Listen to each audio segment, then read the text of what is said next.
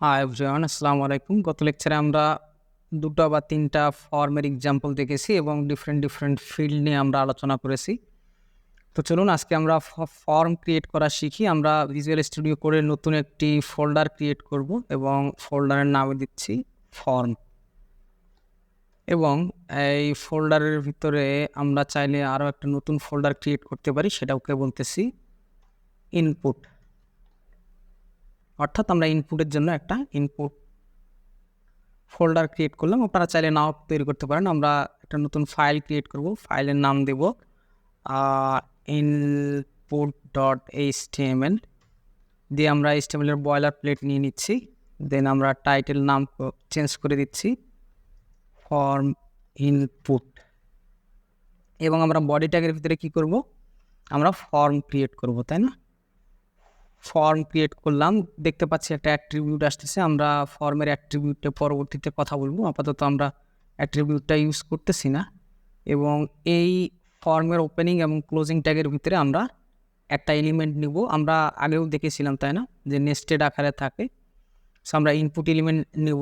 So input element নেওয়ার জন্য input element নিলাম। ইনপুট এলিমেন্ট একটা আনপেয়ার্ড, ভয়েড বা এমটি এলিমেন্ট বলতে পারেন, অর্থাৎ এর কোনো ক্লোজিং ট্যাগ নেই।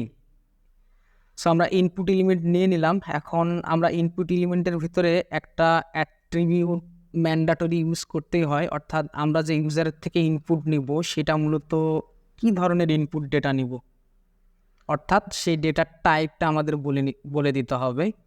ফর এক্সাম্পল, আমি যদি বলি ইউজারের থেকে আপনি নেম নিতে চাইলে সেক্ষেত্রে ডেটা টাইপ বলে দিব টেক্সট। আপনি যদি ইউজারের থেকে ইমেইল ইনপুট নিতে চান, ইমেইল ডেটা নিতে চান, সেক্ষেত্রে টাইপ বলবো ইমেইল।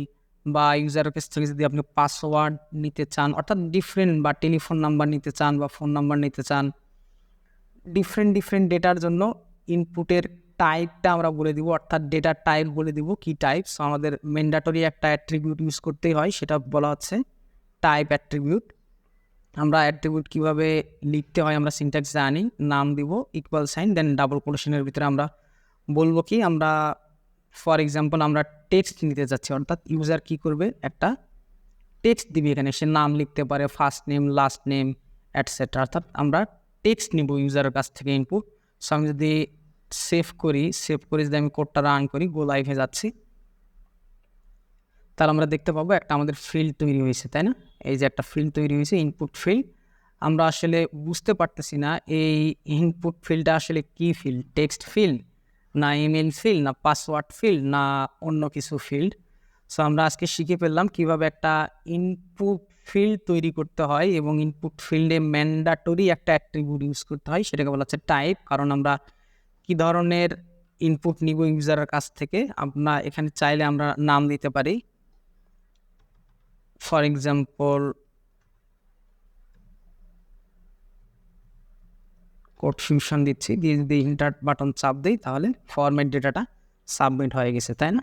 অর্থাৎ আমরা একটা ফিল্ড তৈরি করা শিখেছি। সো আমরা পরবর্তী লেসনে দেখব ইনপুটের আসলে টাইপ অ্যাট্রিবিউটের ভ্যালু হিসেবে, অর্থাৎ আমরা যদি কোডটাতে আসি, সো টাইপ অ্যাট্রিবিউটের নাম এটা, ইকুয়াল সাইন দিয়ে ভ্যালু লিখতে হয়। সো এই ভ্যালু ফিল্ডে আসলে কী ভ্যালু ইউজ হইতে পারে সেই বিষয়ে পরবর্তী লেকচারে আমরা একটা ওভারভিউ নিব। সে পর্যন্ত আপনারা ভালো থাকবেন, সুস্থ থাকবেন। আল্লাহ হাফেজ।